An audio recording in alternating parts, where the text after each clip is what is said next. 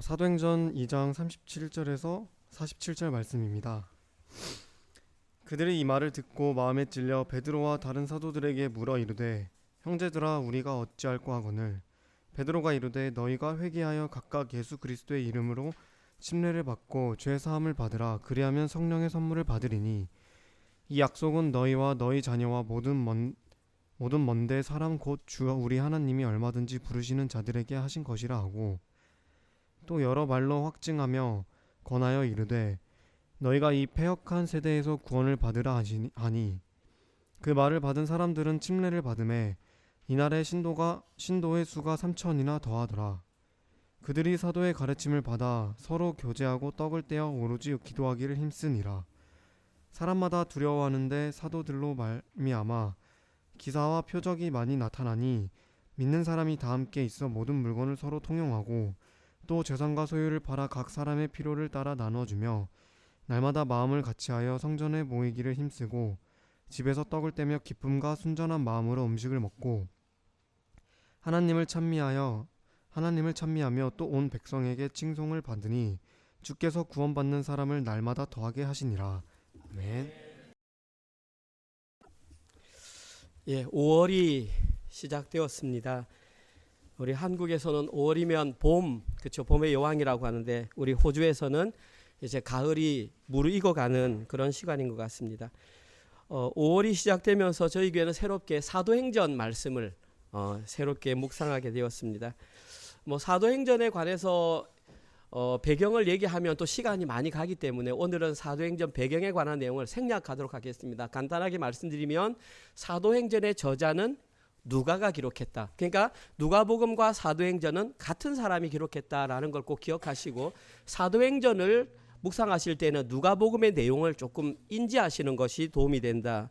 그리고 사도행전의 표면적인 수신자는 누구를 향해서 적었냐? 수신자는 데오빌로라고 나와 있습니다. 누가복음에도 데오빌로 나와 있고 사도행전에도 데오빌로라고 나와 있습니다. 그러니까 표면적인 겁니다. 데오빌로라고 하는 것은 테오스 빌로스 해가지고 하나님의 벗, 하나님의 친구 이런 뜻. 개인이 될 수도 있고 어떤 상징적인 의미가 될 수도 있습니다. 그리고 기록된 목적은 예수 그리스도가 전하신 복음을 더 확실하게 하기 위함이다. 이것이 사도행전의 어떤 기초적인 내용이라고 할 수 있습니다.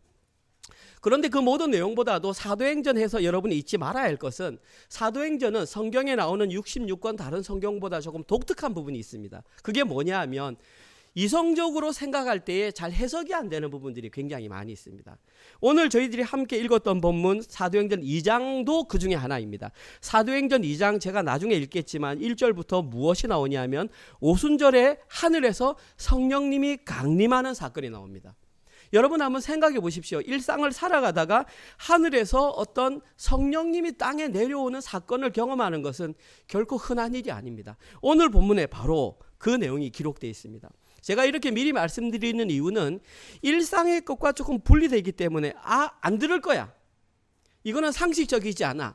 이거는 합리적이지 않아. 이해가 안 돼 라고 거부해버리지 말라는 것입니다.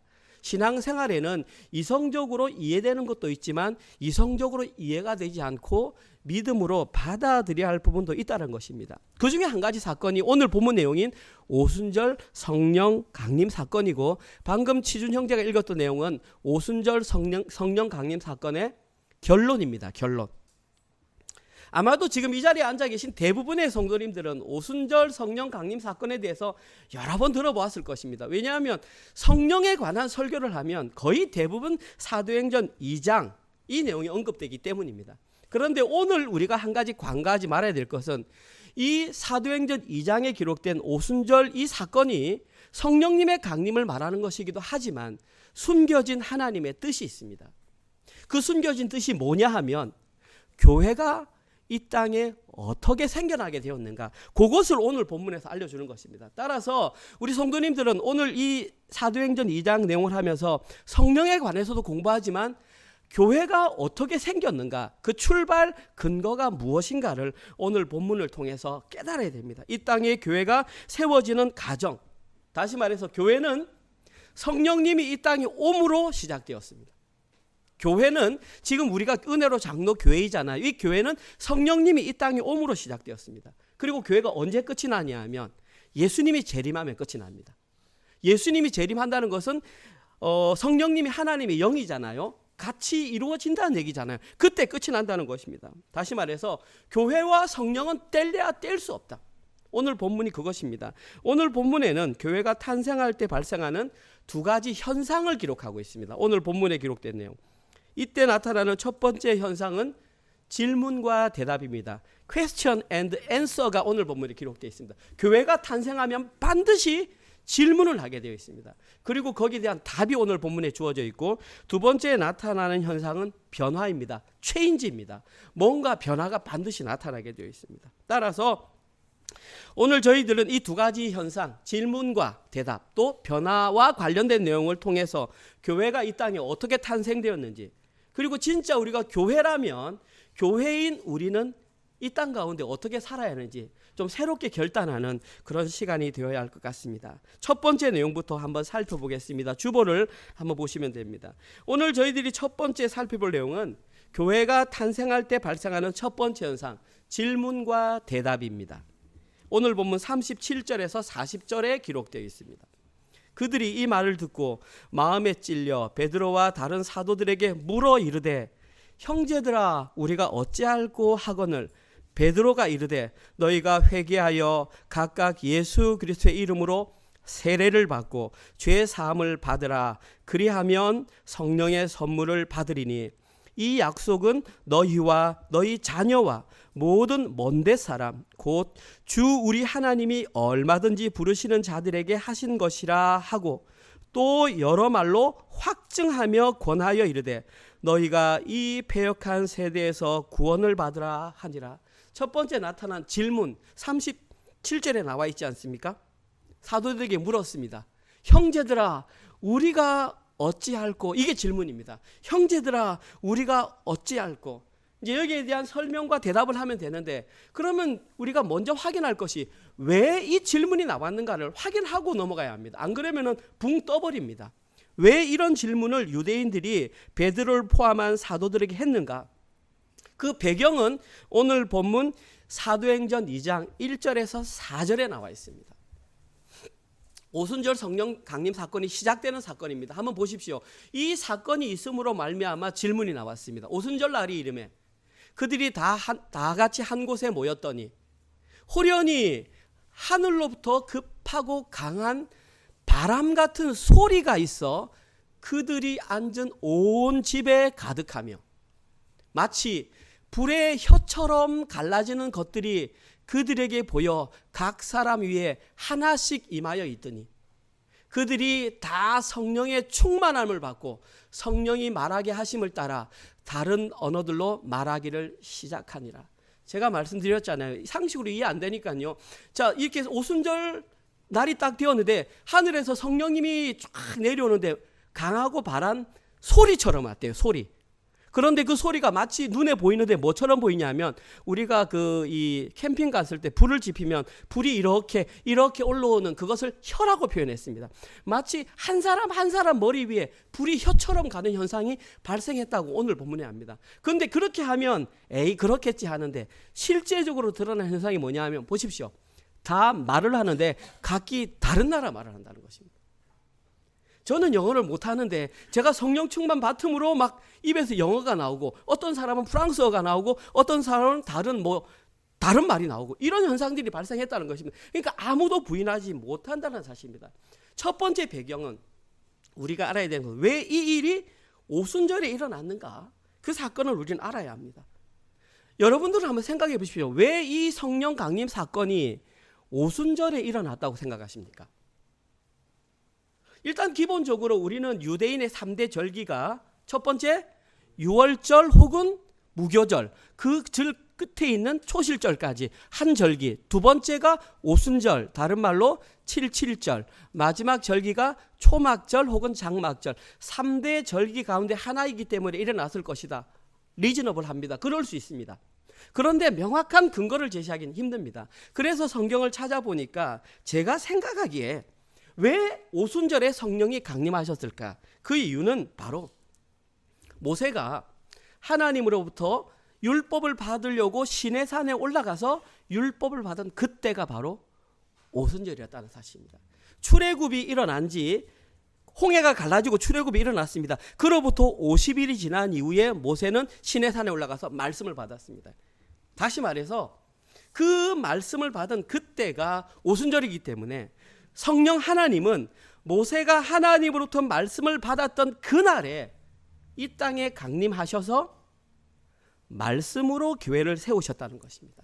이것이 바로 성령의 역할입니다. 성령의 역할은 말씀으로 교회를 세우시는 것. 언약이 갱신된다. 예레미야서 31장 31절 이하에 너희들이 이 언약을 못 지키니까 이 언약을 너희 마음속에 심겠다. 그 마음속에 심은 그 존재가 바로 새 영, 성령 하나님. 오늘 본문에서 실현되었다는 것입니다. 첫 번째, 왜 오순절에 되었느냐? 모세가 시내산에 올라가서 말씀을 받은 그날이기 때문에. 또한 오늘 본문에는 이 오순절에 성령 강림하시는 상황을 아주 자세하게 묘사하고 있습니다. 제가 좀 전에 말씀드렸던 것처럼 하늘로부터 급하고 강한 바람 같은 소리가 온 집에 임했고 마치 불의 혀, 이 혀라는 단어가 글로사입니다. 텅. 갈라지는 것처럼 그 자리에 있는 각 사람의 머리 위에 임했는데 그리고 결과적으로 그들은 다른 언어, 단어가 글로사입니다. 혀. 똑같은 단어가 윗절에서는 혀라고 번역되었고 아래쪽에서는 언어라고 번역되었습니다. 여기서 우리가 알 수 있는 중요한 사실은 오순절 성령 강림 사건에서 결코 잊지 말아야 할 중요한 사건은 그 사건 경험한 이후 언어가 바뀌었다라는 것입니다. 언어가 바뀌었다. 그래서 이 내용을 가지고 우리는 오순절 성령 강림 사건과 고린도전서에 기록된 방언과는 조금 구별된다는 것을 알아야 됩니다. 왜냐하면 그 방언은 하늘의 하나님과 소통하는 방언이지만 사람들이 못 알아듣습니다. 그런데 여기서 기록된 이 불의 혀처럼 내려왔던 이것은 정확한 언어로서 설명되었기 때문에 고린도의 방언과는 좀 구별된다고 봅니다. 그러면 성령님이 오셨을 때 여러 가지 증거가 있을 거 아닙니까? 그런데 왜 하필 언어로 그 말을 했을까요? 더 신비한 기적도 많이 있고 막 있을 텐데 왜 하필 흩어졌던 언어를 회복했던 것일까요? 이 이유는 언어가 해결되어야만 말씀을 제대로 들을 수 있기 때문입니다. 상징적일 수 있습니다. 왜냐하면 이 시간 이후로 언어가 통합된 건 아니기 때문에 그러나 성령이 임하시면 그런 일이 발생한다는 것을 보여주는 하나의 상징입니다. 자, 그러면 사람들의 언어는 언제부터 흩어지기 시작했을까요? 하나님께서 아담과 하와를 창조하셨을 때는 그 언어가 뭔지 모르지만 동일한 언어였을 것입니다. 그런데 언제부턴가 언어가 갈라지기 시작했는데 창세기 11장 7절에서 9절에 이렇게 나옵니다. 자, 우리가 삼위일체 하나님입니다. 내려가서 거기서 그들의 언어를 혼잡하게 하여 그들이 서로 알아듣지 못하게 하자 하시고 여호와께서 거기서 그들을 온 지면에 흩으셨으므로 그들이 그 도시를 건설하기를 그쳤더라. 그러므로 그 이름을 바벨이란 뜻은 하늘의 문, 신의 문이라 하니 이는 여호와께서 거기서 온 땅의 언어를 혼잡하게 하셨으므로 여호와께서 거기서 그들을 온 지면에 흩으셨더라. 이 내용은 언제 있냐 하면 노아의 심판이 일어난 직후 창세기 11장 내용입니다. 노아의 홍수가 일어날 때 당시까지만 해도 온 인류는 한 언어였습니다. 그러니까 한 언어를 통해서 온갖 죄를 다 지었습니다. 하나님께서 물로 홍수로 심판을 했는데 이들은 결국 다 노아의 자손의 자손들입니다. 그런데 조상으로부터 들었겠죠. 우리 조상 노아 당시에 하나님께서 물로 심판을 했대. 이제 우리는 물로 심판을 당하지 말자. 그러면 어떻게 하면 되지? 이러면 되겠구나. 한 곳에 모여서 탑을 쌓자. 하나님이 비를 아무리 많이 내려도 탑을 쌓고 올라가면 우리는 그 위에 있으면 물의 심판을 받지 않을 것이다. 그렇게 생각을 하고 탑을 쌓기 시작했던 것이 바로 바벨탑이었습니다. 그런데 하나님께서 이렇게 가만히 보니 얘들이 말도 안 되는 행동을 하는 겁니다. 그런데 그 원인이 뭐였냐면 언어가 똑같다는 걸 아시고 내려가자. 그리고 이들의 언어를 흩자라고 하셔서 그때부터 언어가 흩어졌던 것입니다. 그런데 오늘 성령이 임하면서 흩어졌던 언어가 다시 하나로 회복되는 역사가 일어났다라는 것입니다. 아까 말씀드린 것처럼 물론 이것은 성령님이 동행하시는 교회에서는 언어가 하나로 통합되어 하나님의 말씀을 깨닫게 된다라는 상징적인 의미로 받아들일 수 있습니다. 그런데 그때 마침 그 예루살렘에 세계 각국에서 왔던 디아스포라들이 몰려왔었습니다. 그런데 제자들이 이 성령 충만을 받고 막 말을 하는데 자기들 말로 하니까 너무나 놀랐던 것입니다. 이때에 이제 베드로가 설교를 합니다. 쫙 성령 충만 받은 이후 첫 번째 설교, 2장 전체가 그 설교입니다. 다 생략합니다. 시간이 많이 가기 때문에 한마디로 요약하면 첫 번째 요엘서를 인용합니다. 그거 여러분이 잘 아시는 거 있죠. 성령이 임하면 뭐 젊은이들이 뭐 방언을 하고 그런 내용들. 그 다음에 다윗이 시편에 기록했던 예수 그리스도가 누구인지를 알리는 그 두 가지 내용을 딱 설교합니다. 그랬더니 유대인들이 그 내용을 탁 깨달은 겁니다. 이거 우리를 향한 말이네 라고 하면서 결론적으로 베드로가 뭐라고 말했냐 하면 사도행전 2장 36절 설교의 결론입니다. 그런즉 이스라엘 온 집은 확실히 알아라. 너희가 십자가에 못 박은 이 예수를 하나님이 주와 그리스도께 하셨느니라 하니라. 베드로 설교의 결론입니다. 베드로 설교가 얼마나 간단한지 보십시오. 딱 한마디 딱 합니다. 여기에 두 가지 내용이 있습니다. 첫 번째, 하나님이 예수님을 주와 그리스도가 되게 하셨다. 하나님이 예수님을 주와 그리스도가 되게 하셨다. 그리스도, 히브리 말로 하면 메시아. 메시아는 하나님이 기름 부은 하나님의 형상. 다시 말해서 하나님이라는 것을 인정하셨다. 두 번째, 그런데 너희가 그 예수를 십자가에 못 박아 죽였다. 자, 올바로 정신이 바뀐 사람들 같으면 딱 있는데 베드로가 설교를 하는데 너희들이 못 박아 죽인 그 예수가 누군지 알아? 바로 주와 그리스도야. 그 말은 너희들이 지금 하나님을 죽인 거야. 신성모독이 된 겁니다. 이스라엘 백성들 가운데 가장 무서운 죄는 신성모독죄입니다. 그런데 자기들이 바로 신성모독을 했다고 베드로의 입에 탁 나오는 순간 깨달으니까 탁 나올 수 있는 첫 번째 말이, 형제들아 우리가 어찌할꼬? What shall we do? 형제들아 우리가 어떻게 할꼬? 베드로야 우리 그러면 어떻게 하면 되니? 어떻게 하면 되니? 어떻게 하면 내가 이것을 회복할 수 있어? 오늘 보면 37절 내용이지 않습니까? 어떻게 하면 되니? 이때 나타난 현상, 그들의 마음에 찔리는 그냥 찔리는 것입니다. 중요한 것은 어떤 형태로 사용되냐면 부정과거 수동태로 사용되었습니다. 헬라어의 부정과거는 단번에 일어난 겁니다. 그냥 한번 일시적으로 강력하게. 그 다음에 수동태는 내가 찌른 것이 아니라 찔림을 당했다. 그래서 이걸 원어에 맞게 직역하면 그들이 강력하게 찔려 관통함을 받았다. 쉽게 말해서 그들은 자신들이 행한 일을 깨닫게 되자마자 마치 심장에 창이 찔린 듯한 후회와 절망감이 강력하게 밀려왔다는 것입니다. 우리가 얼마나 잘못한 줄 알겠다. 그리고 그때 했던 말이 우리가 어찌할꼬? 이 말 속에는 지금같이 살아왔던 내 삶의 방식이 잘못되었구나. 그러면 앞으로 내가 어떻게 살아가야 합니까? 라는 솔직한 마음이 그 속에 들어있다는 것입니다. 그러면 과연 이 내용이 베드로가 그 당시에 그들에게만 했던 말일까라는 것입니다. 아니라는 사실입니다. 이 질문은 누가 해야 되냐면 이 시대에 교회라고 생각하는 모든 사람들은 반드시 이 질문을 한번 해야 된다는 사실입니다. 냉정하게 말씀드리겠습니다. 아직까지 평생에 이런 질문을 한 번도 해보지 않은 분이 계시다면 하나님 앞에서 하나님 저 어떻게 합니까? 형제들아 어찌할 거라는 질문을 혹시 하지 않았다면 한 번 다시 생각해 봐야 됩니다. 내가 진짜 교회가 맞나?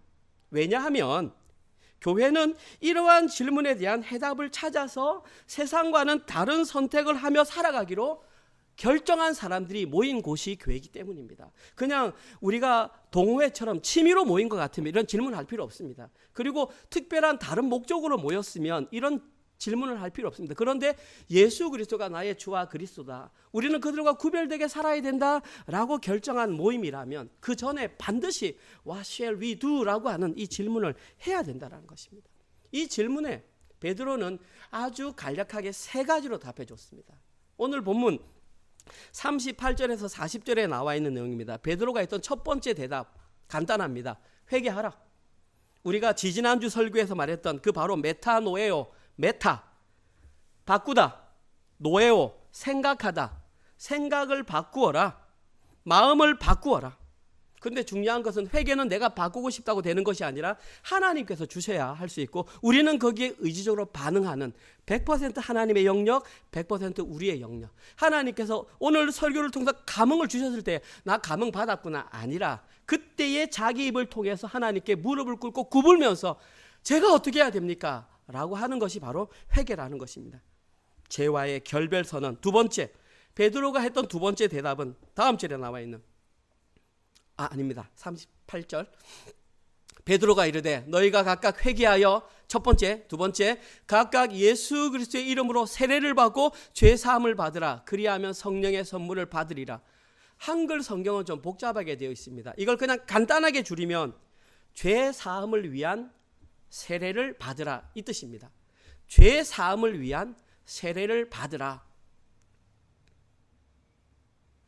저기에 각각이라는 말은 너희들 모두는, 이곳에 있는 한 사람도 예외 없이 너희 모두는 너희의 죄사함을 위하여 예수 그리스도의 이름으로 세례를 받으라. 그리하면이 아니고요. 여기는 원어는 카이, 그리고 성령의 선물을 받으리니. 그러니까 인과관계가 아니라 쭉 연결된 겁니다. 그리고 성령의 선물을 받으라. 나중에 말씀드리겠지만 성령의 선물은 고린도전서에 나오는 그 성령의 선물이 아니라 구원을 말합니다. 구원. 그리고 지금 여기에서 베드로가 세례를 받으라 라고 말했던 이유는 그 세례 행위가 죄사함을 받은 증거가 되기 때문입니다. 여기서 여러분들이 오해하면 안 됩니다. 나 세례 받았으니까 나 그럼 죄사함 받은 거네, 이렇게 오해하시면 안 됩니다. 그거는 증거가 될 수 없습니다. 죄사함은 세례 행위로 이루어지는 것이 아니라 예수 그리스도의 십자가 복음을 믿음으로 자기에게 주어진 성령의 선물, 구원을 받는 것입니다. 다시 말해서 지금 베드로는 자신에게 질문했던 유대인들에게 세례를 받으라는 말을 통해서 구원의 의미를 지금 설명해 주었던 것입니다. 특별히 저기에 기록된 죄 사함, 죄라고 하는 단어는 하마르티아, 표적에서 벗어나다, 잘 압니다. 사함이라고 하는 단어는 아페시스. 이 원래 뜻은 보십시오. 사함, 석방하다. 감옥에 있다가 석방하다, 해방하다, 노예로 있다고 풀려나다, 용서하다, 이 뜻이 바로 저 사함입니다. 지금 베드로는 유대인들인 자신들이 가던 길을 돌이켜 회개하고 세례를 받으면 예수님이 모든 속박으로부터 자유롭게 해주실 것이라고 진리를 선포하고 있는 것입니다. 그리고 여기에 대한 해방의 증거가 바로 세례라고 알려주고 있는 것입니다. 저희들은 이것을 믿기 때문에 지금 이 시간까지도 세례를 우리가 지켜야 할 성례 가운데 하나로 지키고 있습니다. 이것은 너희가 죄부터 자유롭게 되었다라고 하는 증표. 사도 바울도 이렇게 말했습니다. 로마서 6장 3절에서 4절. 세례의 의미입니다. 무릇 그리스도 예수와 함께 세례를 받은 우리는 그의 죽으심과 합하여 세례를 받은 줄을 알지 못하느냐. 무슨 말이냐 하면 너희들 세례 받았다며. 세례 받은 것은 예수와 함께 죽은 거야. 다음 절. 그러므로 우리가 그의 죽으심과 합하여 세례를 받음으로, 죽음으로 그와 함께 장사되었으니 이는 아버지의 영광으로 말미암아 그리스도를 죽은 자 가운데서 살리심과 같이 우리로 또한 새 생명 가운데서 행하게 하려 하심이라. 죽었기 때문에 너희들은 살 수 있다라는 것입니다. 그래서 5절에 끝입니까? 이렇게 되었습니다. 그래서 사도 바울 역시 세례를 받은 사람은 예수님과 함께 장사된 자이며 예수님의 부활에 동참한 자라고 말했습니다. 그리고 이제 그에게는 더 이상 사망이 아무런 영향력을 끼칠 수 없다라고 분명하게 말했습니다. 이처럼 세례는 죄사함을 받은 확실한 증거이며 사망의 권세로부터 해방된 결정적인 증표가 바로 세례라는 것입니다. 따라서 우리는 세례를 소홀히 생각하면 안 됩니다. 마지막으로 베드로가 세 번째 했던 대답은 이 두 결론입니다. 마지막, 이 패역한 세대에서 구원을 받으라. 구원을 받는 것이 결국은 마지막 선포입니다. 그런데 어디에서 구원을 받느냐 하면 패역한 세대. 여기에 기록된 패역한이라고 하는 단어의 의미는 구부러지다, 굽었다, 비뚤어졌다, 부정직하다, 이런 뜻입니다. 원래 뜻이 어디서 나왔냐면 나무에서 나왔습니다. 보통 쓸 수 있는 나무는 쭉쭉 꽂아야 되는데 저기에 패역한 나무는 어떤 구부러지거나 뒤틀려서 모가 나서 목수가 목재로 사용할 수 없는 상태, 그것을 패역한이라고 합니다. 예수님께서는 지금 베드로의 설교를 듣고 있는 이스라엘 백성들의 상태가, 영적인 상태가 그러했다라고 지적하는 것입니다. 그리고 지금 베드로는 그들을 향하여 그 뒤틀리고 모가난 세대에서 벗어나야만 구원을 받을 수 있다, 이렇게 말합니다. 여기서 중요한 단어가 숨겨져 있는데 그 단어가 뭐냐 하면 세대에서라는 단어입니다. 이 에서라고 하는 단어의 원래 뜻이 아포, 영어로 말하면 off, 아니면은 away from, off 혹은 away from은 분리되거나 결별되는 걸 말합니다. 다시 말해서 진짜 회개하고 세례를 받고 구원을 받기 위해서는 자신의 죄악된 과거와는 확실한 분리나 결별이 일어나야만 구원이 명확하게 실현된다는 것입니다. 만약에 조금이라도 여기에 대한 미련이 남아가지고 빌미를 남겨두게 되면 나중에 그 빌미가 자신이 감당할 수 없는 엄청난 결과를 가져오게 된다는 것입니다. 왜냐하면 구부러진 것으로는 결코 구원에 이를 수 없기 때문입니다. 근데 많은 성도들이 그냥 쉽게 생각합니다. 왜? 교회에 나와 있으니까, 내가 교회에서 어떤 일을 하니까 내 마음속에 조금 구부러진 것이 있어도 예수님께서 그냥 이쁘게 봐주실 거야. 왜? 인간은 다 약하니까 라고 자기에 합리할 수 있는데, 오늘 본문은 그렇지 않다는 걸 명확하게 말합니다. 에서 그것을 떼어내지 않으면 안 된다라고 명확하게 말하고 있습니다. 이 설교를 준비하면서 지난 한 주간 이것과 관련해서 많은 기도의 시간을 가졌습니다. 그러면서 제가 제 개인적인 생각입니다. 저에게는 어떤 구부러진 성향이 있을까라고 생각을 했습니다. 당연히 있더라고요. 그런데 저는 어떤 생각이 있냐면, 저의 구부러진 그 성향이 저의 신앙에 큰 영향을 미치지 못한다고 생각하며 살아왔습니다. 왜? 사람마다 개성이 다 다르니까, 사람마다 성격이 다 다르니까 나는 그런 성격을 가지고 있어 라고 애써 합리화했는데, 지난주를 기점으로 계속해서 발생하는 어떤 사건들을 통해서 성령님께서 저에게 말씀을 해주시는데, 아니야, 너 그거 아니야. 너 그거 자꾸 깨달으라고 너에게 뭔가 메시지를 준대. 왜 못 깨닫니? 너 그 구부러진 것, 그것을 해결하지 못하면 너는 영원히 부정적인 영향에 끼칠 것이고 그것이 너의 영혼을 갉아먹고 있어. 나는 음성이 들리는데 뒤통수를 팍 맞는 느낌이었습니다. 와, 이렇게 무서운 것이었구나. 당장 떼어내지 않으면 나의 구원이 흔들리겠구나. 목사임에도 불구하고 우리 모두에게는 아이부터 저까지 다 구부러진 성향이 있습니다.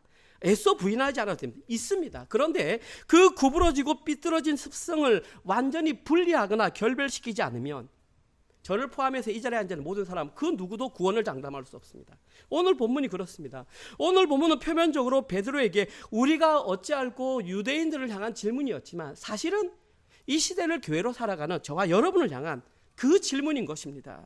저희들도 회개하지 않고 죄사함의 세례를 받지 않고 패역한 세대와 결별하지 않으면 성령의 선물, 구원을 받을 수 없다는 사실을 명확하게 인식하고 인정해야 되는 것입니다. 그냥 얼렁뚱땅 넘어가서는 구원이 이루어질 수 없다는 것을 오늘 본문은 우리에게 말하는 것입니다. 그러니까 꼭 물어야 합니다. 한 번은 나는 어찌할꼬, 내 속에 이 구부러진 것이 있는데 나는 어찌할꼬 물어야 한다는 사실입니다. 오늘 본문의 두 번째 내용은 변화입니다. 변화. 오늘 보면 41절에서 47절. 그 말을 받은 사람들은 세례를 받음에 이날의 신도의 수가 3,000이나 더하더라. 그들이 사도의 가르침을 받아 서로 교제하고 떡을 떼며 오로지 기도하기를 힘쓰니라. 사람마다 두려워하는데 사도들로 말미암아 기사와 표적이 많이 나타나니 믿는 사람이 다 함께 있어 모든 물건을 서로 통용하고 또 재산과 소유를 팔아 각 사람의 필요를 따라 나눠주며 날마다 마음을 같이하여 성전에 모이기를 힘쓰고 집에서 떡을 떼며 기쁨과 순전한 마음으로 음식을 먹고 하나님을 찬미하며 또 온 백성에게 칭송을 받으니 주께서 구원받는 사람을 날마다 더하게 하시니라. 여기에 나타나는 변화는 두 가지입니다. 첫 번째 변화가 뭐냐 하면 신분의 변화가 일어납니다. 오늘 보면 41절에 보면 베드로가 설교한 세 가지 권면을 듣고 사람들이 주께로 돌아왔습니다. 그때 돌아온 사람이 몇 명이라고 그랬습니까? 3,000명이라고 그랬습니다. 3,000명. 성경학자들이 조사를 합니다. 그 당시 예수님 당시에 돌아가신 당시에 예루살렘 인구가 몇 명이었을까? 여러 가지 자료를 통해서 해보니까 많이 잡은 사람은 5만 명, 적게 잡은 사람은 3만 명 정도가 살고 있었을 것이라고 합니다. 그런데 외지 사람이 들어왔으니까 그 당시 한 10만 명이 예를 들어서 있는 장소에서 베드로가 설교했을 때에 3천 명이 회개하고 돌아왔다는 것은 사실은 있을 수 없는 너무나 놀라운 사회적 이슈가 되는 사건이었다는 것입니다. 충격적인 사건. 3천 명이 돌아왔다. 그런데 한 가지 우리가 궁금한 것은 목사님 그 3천 명인지 어떻게 알까요? 당신 3천 명을 일일이 세워가지고 3천 명이었을까요? 물론 그랬을 수도 있습니다. 우리는 그 당시 살지 않았기 때문에 모릅니다. 성경이 3천 명이라고 하니까 3천 명이라고 생각하는데 여기에는 상징적인 의미가 숨겨져 있습니다. 신분이 변한 사람이 3천 명이다 이 뜻입니다. 일반 사람으로 살아가다가 교회되어서 예수님의 주인으로 모시고 그분의 백성으로 살아가기로 신분이 변화된 사람이 3천 명이라는 뜻입니다. 출애굽기 32장 25절에서 28절입니다. 모세가 본즉 백성이 방자하니 이는 아론이 그들을 방제하게 하여 원수에게 조롱거리가 되게 하였습니다. 이에 모세가 진문에 서서 이르되 누구든지 여호와의 편에 있는 자는 내게로 나아오라 하매 레위 자손이 다 모여 그에게로 가는지라. 모세가 그들에게 이르되 이스라엘 하나님 여호와께서 이렇게 말씀하시기를 너희는 각각 허리에 칼을 차고 진 이문에서 저문까지 왕래하며 각 사람이 형제를 각 사람이 자기의 친구를 각 사람이 자기의 이웃을 죽이라 하였느니라. 레위 자손이 모세의 말대로 행하며 이날의 백성 중에 3천 명 가량이 죽음을 당하니라. 이 사건은 너무나 잘 아시는 금송아지 사건입니다. 모세가 시내산에 올라가서 율법을 받고 있는데 사람들이 아론을 자꾸 부추기니까 아론이 금붙이 가져와서 금송아지를 만들어서 하나님이다. 그러니까 막 뛰어노니까 그 모세를 따라갔던 여호수아가 그 소리를 들었습니다. 모세 선생님 지금 밑에서 이상한 노래하는 소리가 들립니다. 하나님께서 내려가라. 지금 그들이 나에게 범죄하고 있다. 내려갔더니 난리도 아닙니다. 금송아지를 만들어 놓고 막 절하고 하나님이다 하는 겁니다. 그때 하나님께서 모세에게 명령하신 것이 바로 잡아라. 자, 나와 함께하는 사람 허리에 칼을 차라. 12지파 가운데에 레위 지파가 나왔습니다. 참으로 놀라운 것은 아론이 레위 지파인데 레위 지파에 나왔습니다. 모세가 명령합니다. 자, 칼을 차고 이 문에서 저 문까지 가라. 근데 그들을 불쌍히 여기지 말고 죽이라. 그들 가운데는 형제, 친구, 또 뭡니까? 이웃이 포함되어 있을 것이다. 입장 바꿔 생각해 보십시오. 칼을 가지고 형제나 이웃이나 친구를 죽일 수 있겠습니까? 어려운 일입니다. 그런데 이 레위인은 모세의 말에 순종하고 눈물을 머금으면서 이 문에서 저 문까지 가면서 우상숭배에서 칼을 다 베어 죽여버렸습니다. 그때 죽였던 사람이 3천 명. 우연일까요? 세례받고 돌아온 사람이 3천 명, 그때 죽였던 사람이 아니고요. 상징적인 의미죠. 그때의 죽임을 당해서 했던 그 3천 명을 회복시켰던 사람들이 바로 레위 자손. 그때부터 레위 자손은 분깃을 받지 않고 오직 하나님의 제사하는 일에만 종사하는 제사장과 레위인이 되었습니다. 신분이 일반 백성에서 제사장 레위인으로 바뀌어버렸습니다. 신분의 변화가 일어났다는 사실입니다. 다시 말해서 구별된 신분이 그때 발생했다. 오늘 본문에서 회개하고 돌아온 사람이 3천 명이다. 신분이 변한 사람이 3천 명이 되었다. 그리고 오늘 본문에서 회개하고 세례를 받은 3천 명의 사람들은 성령 충만을 경험한 이후에 120명의 성도들과 함께 세 가지에 힘썼습니다. 우리는 구별된 존재다라는 첫 번째, 뭘 했습니까? 사도의 가르침을 받았습니다. 보십시오. 그들은 사도의 가르침을 받았습니다. 신분이 변했으니까. 두 번째, 서로 교제하며 떡을 뗐습니다. 교제하다 코이노니아, 저기에 떡을 떼다는 성찬을 나누었다. 세 번째, 오로지 기도에 힘쓰었다. 한글 성경에는 오로지 힘쓰다가 기도에만 맞물려 있는데 아니고요. 저 동사는 제일 앞에 있습니다. 그래서 오로지 가르침을 받고 오로지 교제하고 떡을 떼고 오로지 기도했다. 세 가지 다 걸립니다. 그러면 오로지 힘썼다라는 원어의 뜻이 뭐냐 하면 이런 뜻입니다. 오로지 힘썼다. 힘있게 집착하다. 머무르다. 굳게 계속 잡다. 쉬운 말로 무슨 말이냐면 그들은 집착에 가까울 정도로 말씀을 배웠고 집착에 가까울 정도로 교제하고 성찬에 힘썼으며 집착에 가까울 정도로 기도했다는 것입니다. 왜? 다른 것이 답이 없으니까. 눈을 뜨면 다 다른 사람인데 우리는 신분이 변화된 사람이니까 저 세 가지 외에는 모두 우리의 눈을 흐리게 하는 것이니까 우리가 할 수 있는 것은 말씀에 집중하고 성찬과 교제에 집중하고 기도에 집중하는 것 외에 우리를 지킬 수 있는 것이 없구나라고 판단했기 때문에 그렇게 했던 것입니다. 과연 저 내용이 그 당시 사람들만 향한 것일까요? 진짜 이 시대에 교회로 살아가는 사람들이 해야 할 것이 무엇인지를 우리에게 알려주는 것입니다. 이러한 이유로 은혜로 장로교회는 설립된 이후로 집착에 가까울 정도로 말씀을 가르치며 교리 공부를 합니다. 두 번째, 기도를 강조하고 성찬을 그렇게 강조합니다. 한 달에 한 번 하고 싶지만 여의치 못해 두 달에 한 번 하는 것입니다.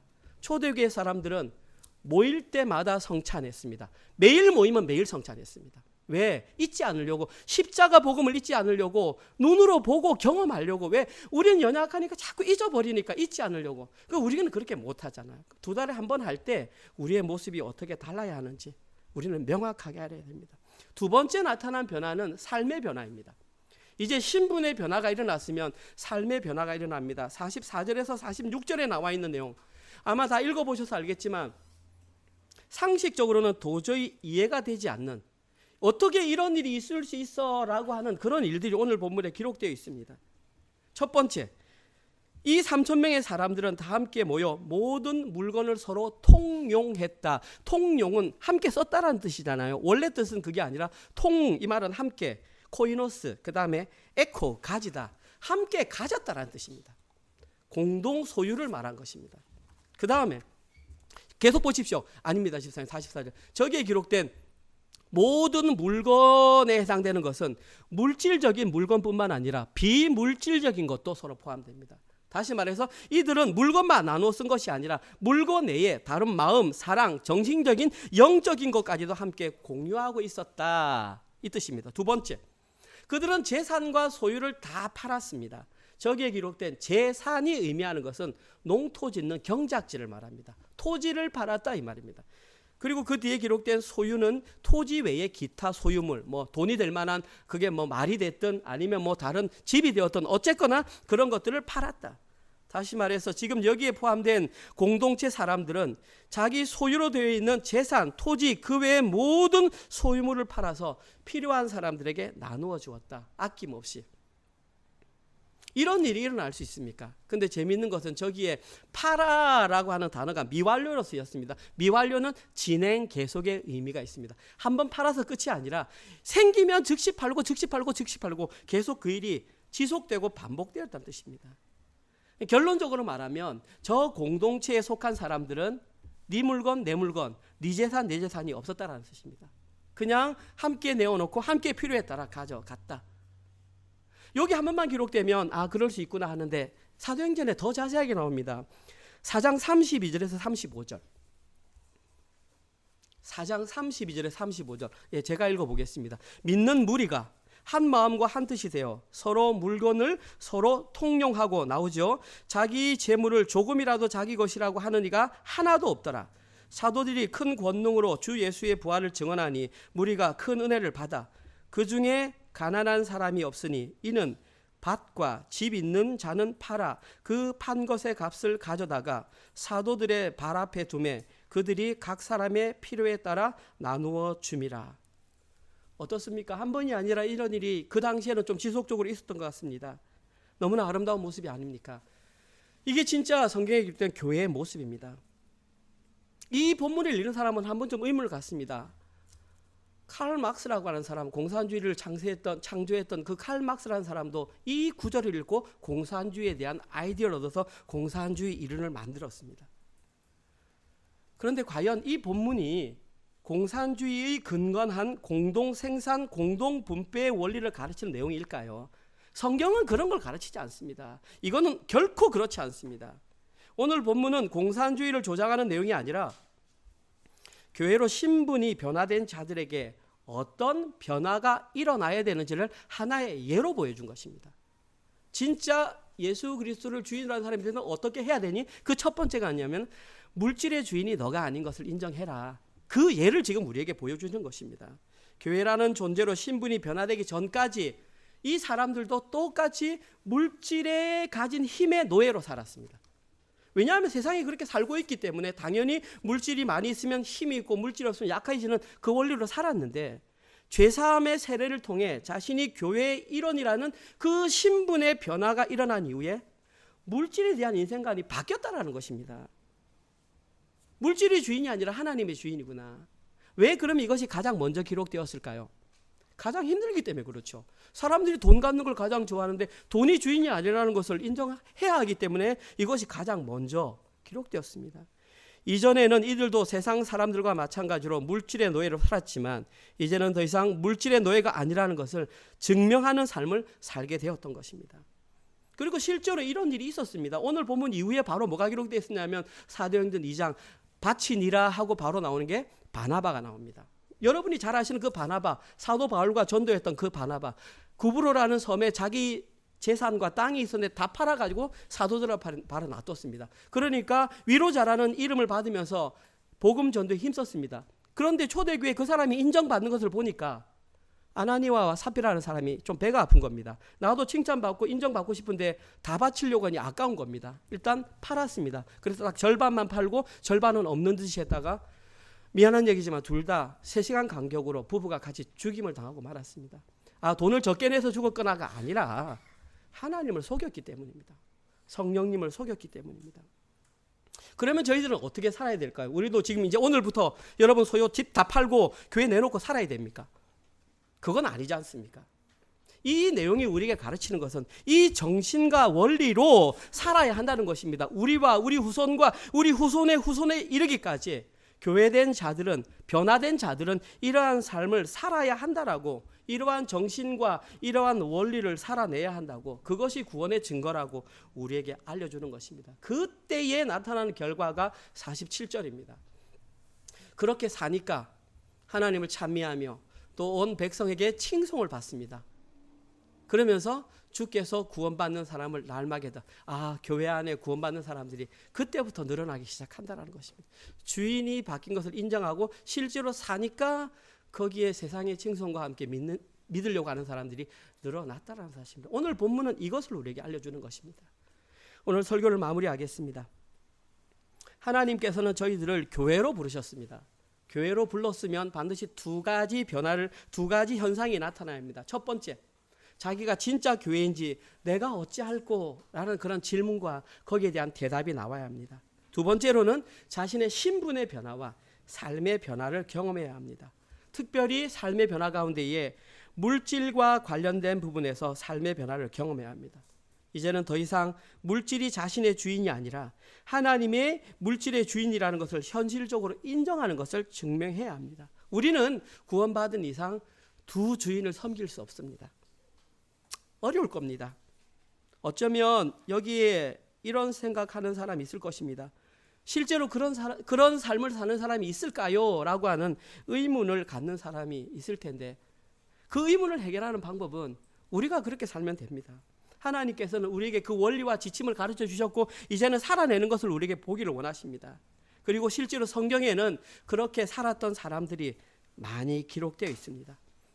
여러분께 진지하게 당부드립니다. 오늘 하루, 이 주일 5월 5일이 가기 전에 한번 오늘 베드로가 설교를 했던 그 내용을 들었던 사람처럼 진지하게 자기 자신에게 한번 질문해 보시고, 나는 어찌할꼬? 한번 그런 시간이 되시기를 주님의 이름으로 축원드립니다. 아멘. 하나님 감사합니다. 5월을 맞이하여 새롭게 사도행전으로 하나님의 음성을 듣게 하시니 참으로 감사합니다. 오늘은 특별히 오순절 성령 강림 사건으로 말미암아 일어난 그 결과에 관하여 함께 생각해 보았습니다. 하나님, 저희들의 입술을 통하여 내가 어찌할꼬 라는 질문이 나올 수 있도록 우리의 신앙을 점검하게 하여 주시옵소서. 그리고 베드로가 알려주었던 그 3가지 내용을 통하여 우리의 삶 가운데에 구원이 이루어지는 것을 우리의 눈으로 목격하게 하여 주시옵소서. 그리하여 우리가 신분이 변화된 자임을 깨닫게 하시고 그 신분이 변화된 자답게 우리의 삶도 변화가 일어나서 이제는 더 이상 세상 원리로 살아가는 것이 아니라 하나님 나라의 원리로 살아가는 것이 성도의 길임을 온전히 깨닫게 하시고 그 길이 힘들고 어렵다 할지라도 그 길을 담대히 걸어가는 우리 은혜로 성도 될 수 있도록 인도하여 주시옵소서. 그러한 마음으로 한 주간 동안 하나님께서 우리에게 허락하셨던 직장과 사업체를 통하여 벌어들인 수입의 11조와 주정헌금과 감사헌금, 셀헌금 그리고 목적헌금으로 하나님께 올려드렸습니다. 하나님, 저희들이 이렇게 헌금을 한 것은 이 물질이 우리의 주인이 아니라 이 물질을 허락하신 하나님이 우리의 주인임을 인정하는 마음으로 드렸습니다. 하나님, 이러한 고백이 더욱더 풍성하게 일어날 수 있도록 함께 동참하지 못하는 자들에게도 이러한 감동을 주셔서 교회를 함께 세워갈 수 있는 은혜를 허락하여 주시옵소서.